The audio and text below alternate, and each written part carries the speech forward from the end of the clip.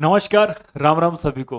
सबसे पहले तो आप सभी को नए साल की बहुत बहुत बधाइयाँ। 2025 का जो साल है वो बढ़तियों वाला साल है और मेरी भगवान से यही प्रार्थना है कि आप सब लोग 2025 में एक ना एक जॉब तो ले ही लो।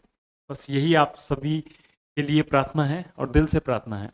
दोस्तों, आज का जो वीडियो है वो फोर्थ ग्रेड के लिए उसके पेपर का लेवल, एग्जाम का पैटर्न क्या होगा, इस बात को हम अच्छे से समझेंगे।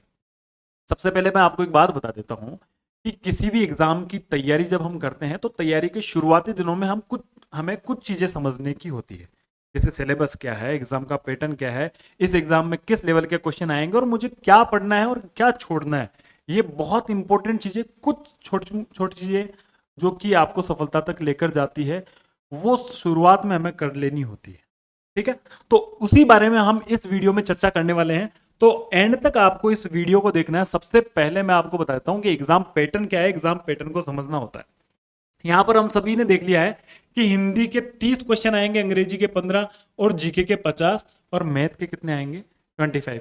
यहाँ हालांकि राजस्थान जीके के सिर्फ और सिर्फ 20 क्वेश्चन है, जो कि राजस्थान के जो भी एस्पायरेंट्स है उसके लिए अच्छी बात नहीं है। और इसके लिए सभी मिलकर प्रयास करेंगे और कर रहे हैं और हो सकता है इसमें सफलता मिल जाए। लेकिन जब तक ये चीजें नहीं होती है, जीके का वेटेज नहीं बढ़ता है, तब तक हमें तो तैयारी करनी है। तो इसी पैटर्न को अभी हम फॉलो करेंगे। मैं आपको बता देता हूं कि देखो, हिंदी का अपने क्या है, अपन देख लेते हैं। हिंदी में 30, मैथ्स में कितने हैं, 25, और इंग्लिश में है, इंग्लिश के क्वेश्चन है 15। टोटल मिलाकर कितने होते हैं, 70 क्वेश्चन, जो कि 50% से अबोव है। अब आप सोच के देखो कि 50% से अबोव तो सिर्फ और सिर्फ जो नॉन जीके सब्जेक्ट है, हिंदी, इंग्लिश और मैथ ही आ गई। फिर बाद में 20 किसके हैं, राजस्थान जीके के, 10 पॉलिटी के हैं, 5 साइंस के, 5 कंप्यूटर के और 10 करंट अफेयर्स के। तो यहाँ पर करंट अफेयर्स का भी बड़ा अच्छा खासा महत्व रहेगा। तो अगर अपन इन तीन पे अच्छी कमांड कर लें तो हमारे ये 70 क्वेश्चन तो कहीं नहीं जाए। और ये कोई बहुत मुश्किल वाली चीज नहीं है, हिंदी, इंग्लिश और मैथ्स। ठीक है, तो सबसे मेन इंपॉर्टेंट ये तीनों है यहाँ पर अभी के पैटर्न के हिसाब से। बाद में मान लो अगर जीके में चेंज हो जाता है तो हम उस हिसाब से बात करेंगे, लेकिन अभी के हिसाब से क्या है, यही जो पैटर्न है, इसमें ये जो पोर्शन है सबसे ज्यादा नंबर वाला है। ये बात हमें पता है, आप सबने देख भी ली होगी, समझ भी ली होगी। तो अब इस वीडियो में आपको नया क्या सीखने को मिलेगा या नया क्या मिलेगा? देखो, नया कुछ भी नहीं मिलेगा, लेकिन हम क्या बता सकते हैं आपको, हम आपको गाइड कर सकते हैं कि इस हिसाब से करोगे, इस हिसाब से पढ़ोगे तो आपका थोड़ा सा बोझ कम हो जाएगा। यानी आपको थोड़ी चीजें कम पढ़नी पड़ेगी, थोड़ी तरीके से पढ़नी पड़ेगी। और मतलब फैला हुआ मैटर नहीं है ये। वैसे देखने को तो सिलेबस इतना लगेगा आपको कि आप कहोगे कि हमें चतुश्रेणी कर्मचारी यानी चपड़ासी बना रहे हो, या फिर हमें एलडीसी वीडियो कुछ इस तरीके का बना रहे हो जो इतना बड़ा सिलेबस दे दिया। देखो, देखने में बहुत बड़ा सिलेबस है लेकिन है नहीं, मैं आपको बता रहा हूँ। अभी कैसे, ये मैं आपको क्लियर करूंगा। आपको ये पता होना चाहिए कि 10th लेवल दिया है यहाँ पर। तो 10th लेवल के जो बच्चे हैं वो कितनी सब्जेक्ट्स पढ़े हैं, हम खुद पढ़ के आए हैं। हिंदी भी हमने पढ़ी है, इंग्लिश भी पढ़ी है, साइंस भी पढ़ी है, मैथ भी पढ़ी है, सामाजिक विज्ञान भी पढ़ी है। वहां पढ़ के तो सभी आए हो ना। विज्ञान भी पढ़ी है। तो ये तो सिलेबस है, सिलेबस आप सभी को पता है। ये सबसे बड़ी बात थी कि पॉइंट टू पॉइंट आपको याद होना चाहिए। पॉइंट टू पॉइंट अपन को सिलेबस को याद करना है, ये पहला काम है। अब आपने ये पहला काम कर लिया।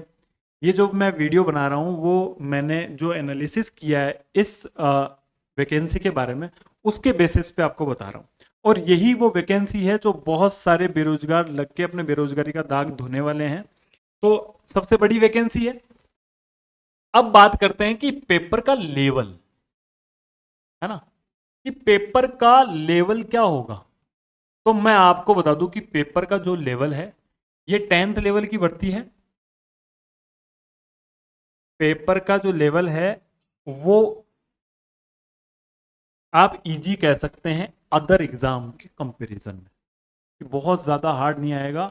बेसिक लेवल के क्वेश्चन पूछे जाएंगे, जो कि आपको ऐसे मान लो सुपरफिशियल नॉलेज भी अगर है बेसिकली, तो आप इस एग्जाम को फाइट कर जाओगे।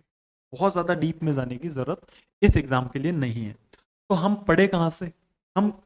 हमें ऐसा पढ़ना है जो एग्जाम ओरिएंटेड भी हो और हमारे लिए सहूलियत वाला भी हो। देखो अब मैं बताता हूँ आपको बुक्स। देखो सबसे ऑथेंटिक बुक जो है वो है एनसीईआरटी। और जो आरबीएससी की बुक्स आती है, अगर आप नेट पे भी ढूंढोगे तो भी आपको मिल जाएंगी, आपको मार्केट में भी ये अवेलेबल हो जाएंगी। ये अपन को कहां से कहां तक पढ़नी है? 6 से लेकर 10th तक। कुछ जो टॉपिक है इसमें लगभग मैंने देखा है राजस्थान जीके वगैरह सब कुछ कवर हो जाता है। कुछ टॉपिक हमारे लिए कवर नहीं होते, जो मान लो भूगोल के हैं, कुछ टॉपिक्स नहीं होते, वो हमें अदर सोर्सेज से पढ़ने होंगे। बाकी मैक्सिमम 90% सिलेबस इसमें मिल जाएगा। ये हुआ राजस्थान जीके के लिए। और ये ना सिर्फ राजस्थान जीके के लिए बल्कि साइंस के लिए भी हमें एनसीईआरटी ही पढ़नी है। हिंदी के लिए एक बुक आती है, रचना प्रबोध नाम से आती है, रचना प्रबोध 9 to 12 वाली। ये अगर आप पढ़ लोगे तो हिंदी के लिए सफिशिएंट रहेगी। साइंस के लिए भी आपको क्या पढ़ना है? 10th की जो एनसीईआरटी है वही पढ़नी है। उसी में जो आपको सिलेबस के हिसाब से पॉइंट्स है वो मिल जाएंगे। तो बुक्स तो आपको स्टैंडर्ड यही पढ़नी है। इंग्लिश के लिए आपको मैम यूट्यूब पर फ्री करवा रही है, तो वहां से आप कर सकते हैं, है ना। अब एक बात बताता हूँ कि पेपर का लेवल कैसे डिसाइड होगा, पेपर का लेवल क्या होगा, पेपर में क्वेश्चन किस लेवल के आएंगे, ये मैंने आपको बता दिया है। अब मैं किस बेसिस पे ये बता रहा हूँ आपको, अभी हाल ही में पशु परिचर का एग्जाम हुआ है। देखो किसी भी एग्जाम की तैयारी करने से पहले हमें उसके पुराने पेपर खंगालने होते हैं, लेकिन चतुश्रेणी का तो कोई एग्जाम ही नहीं हुआ, बहुत पहले हुआ होगा, तो ये सिलेबस नहीं रहा होगा। तो आज के परिप्रेक्ष्य में हम कैसे डिसाइड कर लें कि ऐसे ही क्वेश्चन आएंगे? तो हमारे हाल ही में दिसंबर में पशु परिचर का एग्जाम हुआ, उसके कितने 3 से 4 पेपर हुए होंगे आई थिंक। उन पेपर्स को जब आप देखते हो, पहली बात तो इसका जो सिलेबस है जीके का, इसका जो सिलेबस है वो सेम डिट्टो है चतुश्रेणी का। उसमें पशु वाली चीजें अलग है, लेकिन मैथ्स हुई, साइंस हुई और राजस्थान जीके हुआ, ये सेम ही है, टॉपिक भी सेम है। और अगर आप इसके क्वेश्चंस को देखते हो तो वो डायरेक्ट एनसीईआरटी से उठे हुए हैं, डायरेक्ट एनसीईआरटी से। अब एनसीईआरटी में ऐसी चीजें हैं दोस्तों कि जो आप कहीं नॉर्मली जीके पढ़ते हो ना, राजस्थान जीके, वहां भी आपको वो चीजें पढ़ाई नहीं जाती है। नॉर्मली राजस्थान जीके में भी वो चीजें नहीं पढ़ाई जाती जो कि एनसीईआरटी में है, एक्चुअल में दे रखी है, और वहीं से वो पहली लाइन दूसरी लाइन वो एग्जामिनर उठाता है। कई बार आपने देखा होगा कि ये आभूषण है, ऐसा आभूषण तो मैंने कहीं पढ़ा ही नहीं, कहीं देखा ही नहीं, और वो पूछ लिया गया, आपको वो एनसीईआरटी में मिल जाएगा, आप देख लेना बोले। तो मैं आपको, ये अपने बेसिक लेवल की किताब है, और इस एग्जाम के लिए, इस एग्जाम के लिए यही बुक पढ़नी है। अब इस बुक को पढ़ने का, एनसीईआरटी की बुक को पढ़ने का फायदा क्या है? सबसे बड़ा फायदा है कम पढ़ना पड़ेगा, कम पढ़ना पड़ेगा और अच्छा पढ़ेंगे। कम पढ़ना पड़ेगा कैसे भाई? अगर आप इसके टॉपिक्स को देखते हो, राजस्थान जीके के लोक देवता देखते हो, संत देखते हो, तो वो लिमिटेड है, ऐसा नहीं है कि अनलिमिटेड है।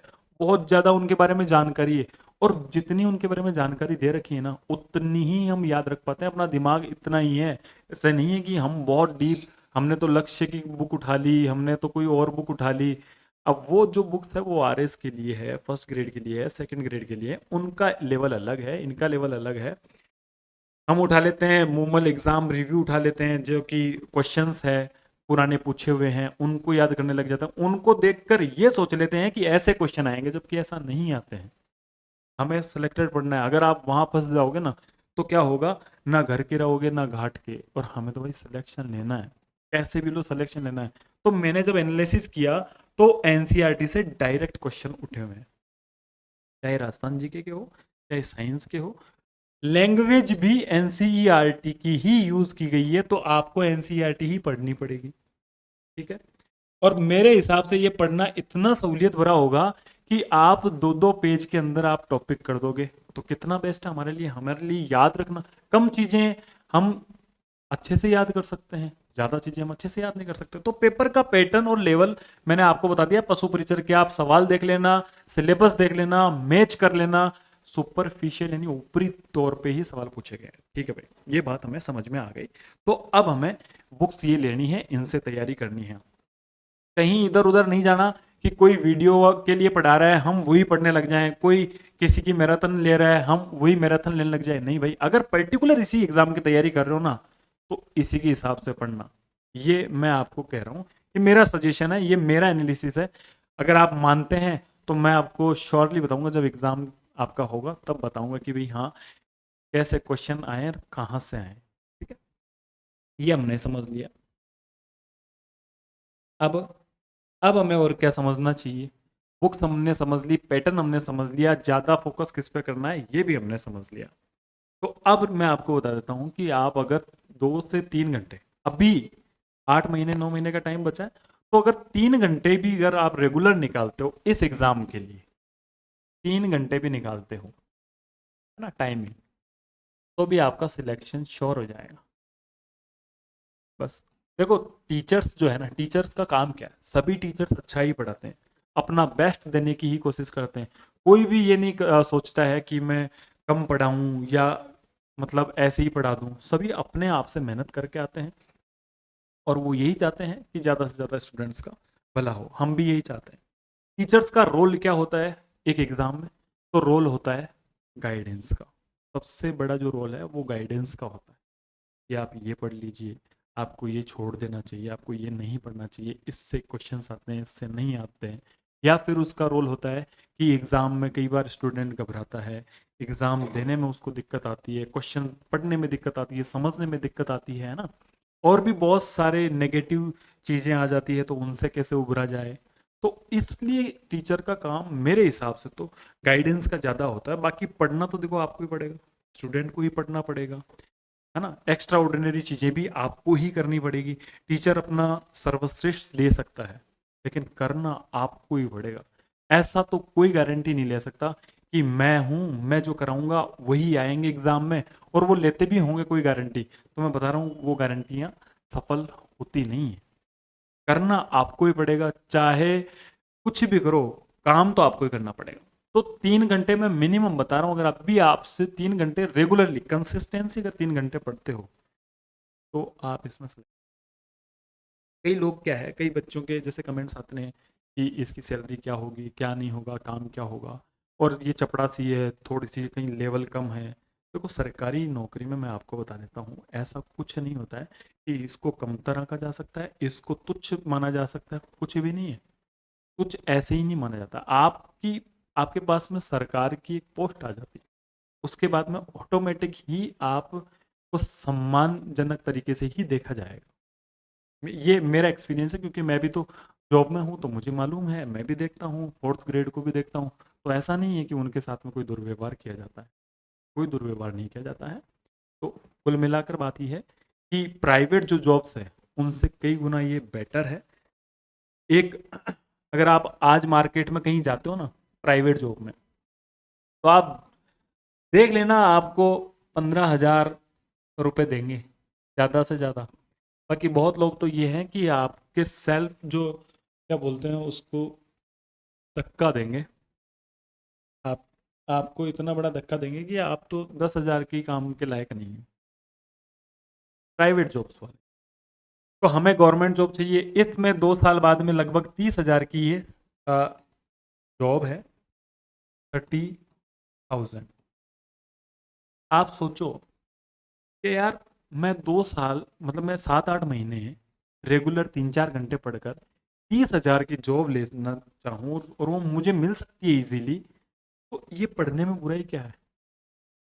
पढ़ना कोई कठिन काम थोड़ी है, पढ़ना सबसे सरल काम है। मेरा तो यही मानना है, क्योंकि एक बार मेहनत कर लोगे आपको 30,000 की जॉब मिल जाएगी, फिर आपके इंक्रीमेंट्स भी होंगे, इसमें आप एलडीसी भी बन सकते हो, प्रमोशंस भी होंगे, तो फायदे ही फायदे हैं। तो पढ़ने से घबराओ मत। लेकिन मैंने आपको बताया ना एनसीईआरटी से पढ़ोगे, तो एनसीईआरटी से जब आप उठाओगे किताबें तो आप ये सोचोगे यार बहुत ही बढ़िया बता दिया, हमें तो बहुत कम पढ़ना पड़ेगा, है ना। सीरियसली बता रहा हूँ, आप बहुत ज्यादा मत जाना कि बहुत डीप चले जाओगे। इस एग्जाम के लिए मत जाना, किसी और एग्जाम की तैयारी कर रहे हो तो उसका पैटर्न अलग होगा, उसका लेवल अलग होगा, है ना, उसको पूरे अलग तरीके से ही आपको ट्रीट करना पड़ेगा। एक बात और आपको मैं और बता देता हूं कि जो हमारा यूट्यूब चैनल है इस पर हम क्लासेस लेकर आएंगे। अगर आपको किसी भी पर्टिकुलर टॉपिक की क्लासेस चाहिए, कि मान लो आपको साइंस के लिए यहाँ से चाहिए, तो आप साइंस के लिए आप कमेंट कर दो, हम साइंस की क्लासेस स्टार्ट कर देंगे। वरना हम जीके, जो राजस्थान जीके है इनकी क्लासेस, करंट जीके की इनकी क्लासेस आपको रेगुलर मिलने लग जाएगी, है ना, 1 तारीख से मिलने लग जाएगी, कल से। एक हमारा 16 जनवरी को बैच आएगा, बैच हमने निकाला है। बाकी देखो यूट्यूब पे आपको मैम पढ़ा रही है, इंग्लिश आपको फ्री पढ़ा रही है, फिर भी बहुत सारे स्टूडेंट्स हैं जो चाहते हैं कि बैच आए, हम बैच में पर्टिकुलर पढ़ें, हमें नोट्स भी मिले, हमें ये भी सीखने को मिले, गाइडेंस भी मिले कि हम किस तरीके से इस जॉब में जाएं। और एक बात और बता दूं कि हम जो लोग हैं हमने सिर्फ और सिर्फ एक ही बैच निकालना मुनासिब समझा, चाहे वो हमारी सहूलियत देख लो, चाहे हम आपको बेस्ट देने के लिए सोच लो। हमने तो यही सोचा कि एक ही बैच निकालेंगे 2025 में, जब तक ये वैकेंसी रहेगी एक बैच पे ही हम काम करेंगे, ठीक है, और बढ़िया से बढ़िया ही काम करेंगे। इसीलिए मैं इतना जो एनालिसिस करके इस एग्जाम के लिए 16 जनवरी से हम एक फुल बैच निकालने वाले हैं। और फुल बैच भी क्या होगा, एकदम नॉमिनल फीस के ऊपर आपको ये फुल बैच मिलेगा। इस फुल बैच में आपको हम एनसीईआरटी बेस्ड चीज़ें पढ़ाएंगे।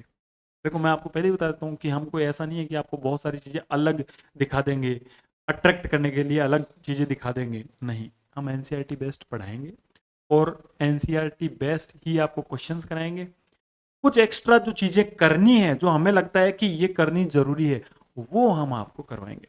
हमें क्या आता है भाई, हमें ये आता है कि एग्ज़ाम के लिए क्या चीज़ पढ़ें और क्या नहीं पढ़ें, बस यही हम आपको सिखाएंगे इस बैच के थ्रू। बैच के थ्रू भी, यूट्यूब के थ्रू भी आपको गाइड करते रहेंगे, तो आप तो जुड़े रहिए। अगर आप इस चैनल पर नए हैं तो चैनल को सब्सक्राइब कर लें। और मैम तो आपकी रोज़ लाइव क्लास ले ही रही है इंग्लिश की, और वो भी फ्री ऑफ कॉस्ट, और बहुत बेहतरीन क्लासेस चल रही है यूट्यूब पर 4th ग्रेड के लिए स्पेशली। ठीक है दोस्तों, अगर कुछ और आपको जानना हो इस भर्ती के बारे में कि सिलेक्शन कैसे ले, देखो सिलेक्शन के लिए मैंने आपको एक बात और बता देता हूँ, सिलेक्शन लेने के लिए कोई बहुत ज़्यादा चीज़ें करने की ज़रूरत नहीं होती। अगर क्लियर माइंड सेट है, गोल सेट है, ये मत करना 2025 के अंदर कि बहुत सारी वैकेंसियां तो मैं किस में जाऊं, कंफ्यूज मत होना। एक या दो वैकेंसी को ही टारगेट करना, बहुत ज़्यादा को टारगेट मत करना। बहुत ज़्यादा को टारगेट करोगे तो कुछ भी नहीं पाओगे, क्योंकि सभी का सिलेबस अलग है, पैटर्न अलग है, सिस्टम अलग है कि इसमें क्या पूछा जाएगा, इसमें क्या नहीं पूछा जाएगा। कई बार क्या होता है कि हम बहुत ज़्यादा डीप पढ़ने के चक्कर में इतना पढ़ लेते हैं कि हम बेसिक लेवल की चीज़ें भूल जाते हैं। इसीलिए मैं आपको यहाँ एनसीईआरटी पढ़ाने जा रहा हूँ। ठीक है दोस्तों, अगर आप भी डेडिकेटली इस चतुश्रेणी एग्ज़ाम वाहन चालक भर्ती के लिए तैयारी कर रहे हैं तो इस चैनल को आप ज़रूर सब्सक्राइब कर लें और शेयर भी कर दें अपने दोस्तों के साथ में। मिलते हैं किसी नेक्स्ट क्लास में, नेक्स्ट वीडियो के साथ में, तब तक के लिए बाय बाय, टेक केयर।